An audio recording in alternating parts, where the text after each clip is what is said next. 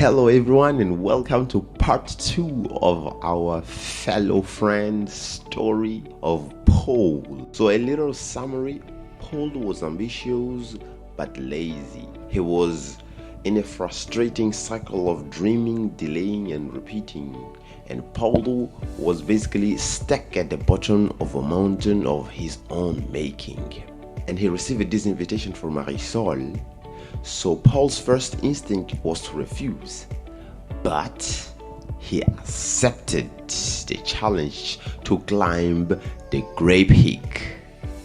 He realized that he was a little bit late to train for it because it was just by the corner.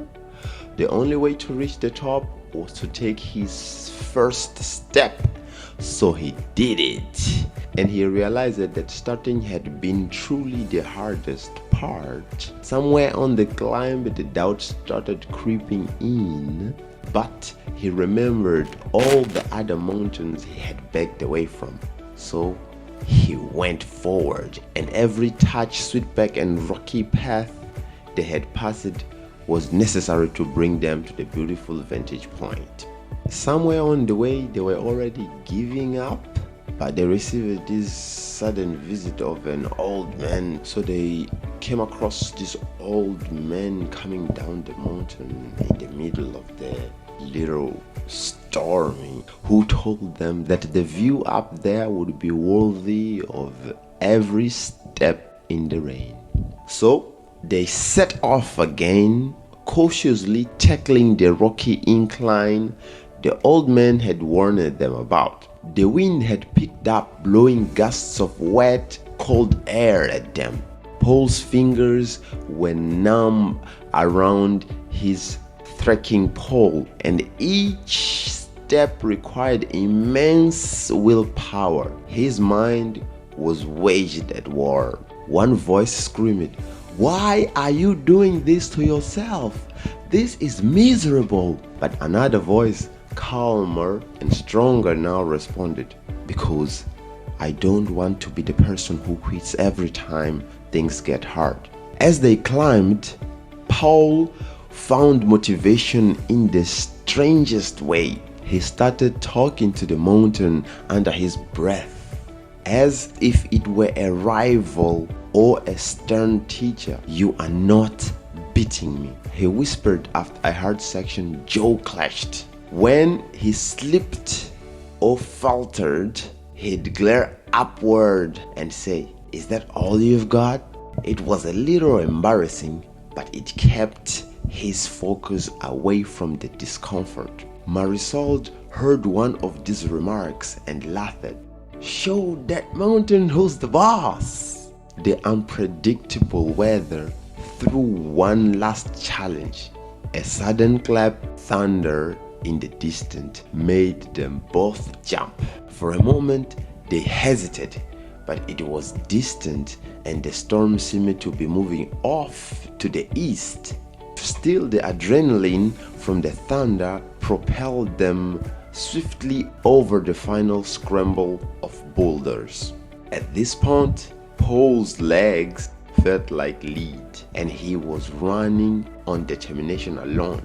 It reminded him of staying up all night in school to finish a project he had procrastinated on. Except this time, he had chosen the pain on purpose.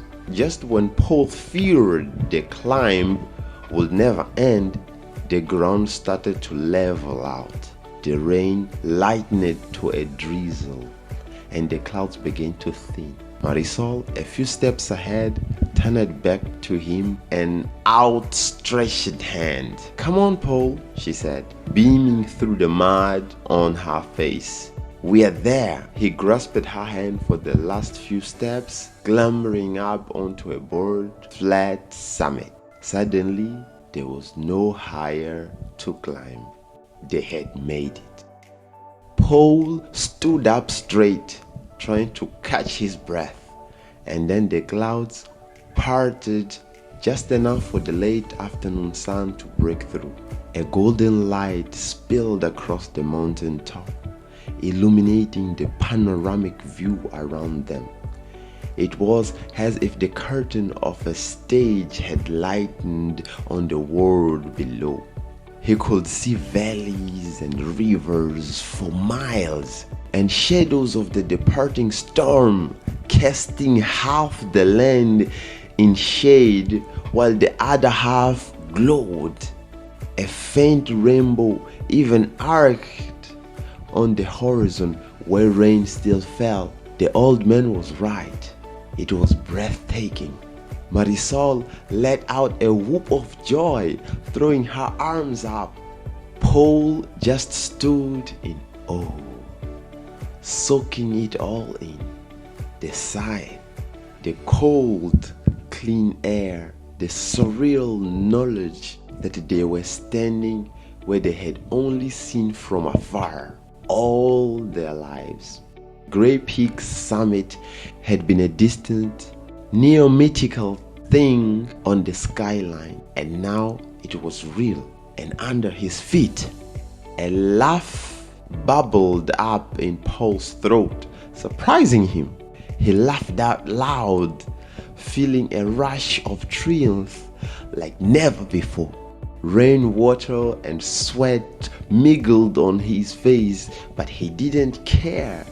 In that triumphant moment, he understood something with crystal clarity. This victory was earned by every uncomfortable, strenuous step it took to get here.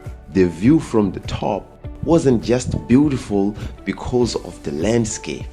It was beautiful because he had worked for it. If a helicopter had dropped him on the summit, it wouldn't have meant a fraction of what it meant. Marisol pulled out her phone, the trusty device that usually lured Paul away from work, and for once, he was glad to capture the moment. They took a photo together, muddy and drenched and grinding like maniacs, but with the world spread out behind them. Paul thought he had never seen himself look so genuinely happy in a picture. As they sat down to rest, Paul's thought wandered. He imagined how this story would sound later. Lazy guy climbs a mountain. It sounded like a movie plot, almost unbelievable to those who knew him.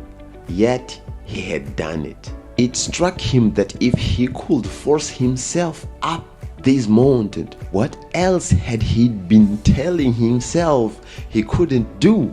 Finish a novel, launch that app. Compared to climbing an actual mountain in a storm, those life's goals suddenly felt more attainable. If he approached them the same way, one task at a time, especially the task he usually avoided. He closed his eyes for a moment, letting the realization sink in. All this time, he had been standing at the base of his dreams, staring at the peak and feeling overwhelmed by how steep the path looked. So he hadn't taken any steps, convincing himself the climb wasn't for him. But now he knew the truth firsthand. The only way to reach the life you want is through the work you avoid. There is no shortcut, but there is a path, and as difficult as it can be, every bit of progress gives you a better view than before. Paul opened his eyes and turned to Marisol. "Thank you," he said earnestly, "for convincing me to do this." He gestured around at the 360 view. "This is incredible." She smiled. "You did it yourself, Paul. I just gave you a nudge." Her eyes searched his, as if noticing the change in him. "Worth it, right?" He nodded, looking back out at the vast world below. A world that suddenly seemed fuller of possibility than ever, worthy of every step.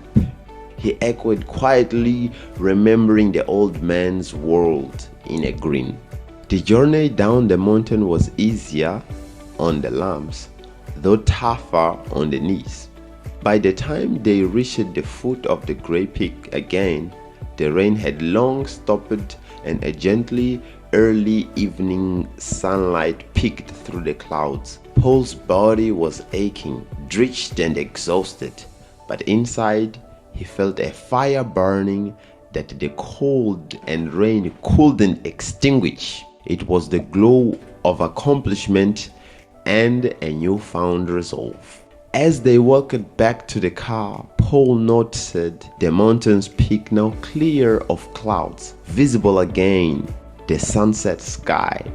It hit him that this morning he had been intimidated by that sight, and now it felt almost like an old friend. He quietly promised himself that the next time he looked up at Great Peak from town, he would remember this feeling, the pride of doing the hard work, and more importantly, he would apply it to the other mountains waiting in his life. In the following days, that promise held true. On Monday, sore but inspired, Paul sat down at his desk and wrote his first real chapter on his novel, the one he had been avoiding for months. He set a simple goal, just one page, and met it, remembering how the first mile of the hike had paved the way for the next. The next day, he wrote another page. Some evenings, when his motivation faltered, he recalled crouching under that rocky ledge in the storm, tempted to quit, and how pushing through had led him to something amazing compared to climbing a mountain in a thunderstorm. Writing a few paragraphs or learning some code felt far less daunting. Each small task was a step, and each step brought him a little higher. Of course, Paul wasn't magically cured of laziness overnight. There were still moments he wanted to procrastinate or take the easy route, but now he understood the value of persistence. He started breaking his big goals into little hikes he could do each day. He even stuck a photo of himself and Marisol on Great Peak at his desk as a reminder. In that photo, he saw a guy who looked tired and overjoyed at once. A guy who had proven to himself that effort leads to reward. That was the person he aspired to be every day. And so, Paul began to change his story. He was no longer just a dreamer staring at the distant peak of success. He was a climber, embracing the journey upward through all its unpredictable weather and rough terrain. Whenever he caught himself avoiding a piece of work, whether it was a difficult paragraph to write or a tough workout, he would smile and think of the mountain. This is just another steep patch. Keep going. He even heard an echo of his own voice from that day. You are not beating me. But now it wasn't the mountain he was talking to. It was his inner laziness. In time, step by step, the tasks he used to dodge became achievements he could be proud of. Paul learned that there was a kind of a magic in doing the very things he once avoided. It was as if each avoided task, once conquered, revealed a piece of the life he always wanted. His novel's page piled up, his skills grew, and so did his confidence. The work he feared became the path he loved because it was leading him somewhere real. In the end, Paul's story is a reminder to all the ambitious yet procrastinating souls. The life you want is hiding just beyond the work you're avoiding. Like a mountain shrouded in clouds, our dreams can seem impossible until we brave the trail of hard work step by step. The journey might be arduous and unpredictable, Rainstorms will come, doubt will nag, you might slip along the way, but those very challenges make the view of the top so much more meaningful. Thank you for watching, and I see you on the next one. Wait. I know I had closed, but let me just, if you are still here listening to this, so if you are there struggling with laziness despite your big ambitions, this story, this tale offers a simple truth that no one ever reached the summit by staring at it. This is my personal bonus to you. You have to climb. Embrace the small steps, the unglamorous grind, the work that scares you or bores you or tires you out. Every step you take upward, no matter how painful or slow, is a step away from the ordinary life you are dissatisfied with, and a step closer to the extraordinary life you dream of. So when you find yourself avoiding that important task or delaying that dream, remember Paul standing on that mountain in the storm. Remember how he almost turned it back, but didn't. He didn't turn back. Then tell yourself what he learned to tell himself. One more step. Eventually, you'll crack the peak. Look out at the world you have conquered and whisper, it was worthy of every step. Your future self will thank you for the work you are doing today. After all, the view from the top belongs to those who climb.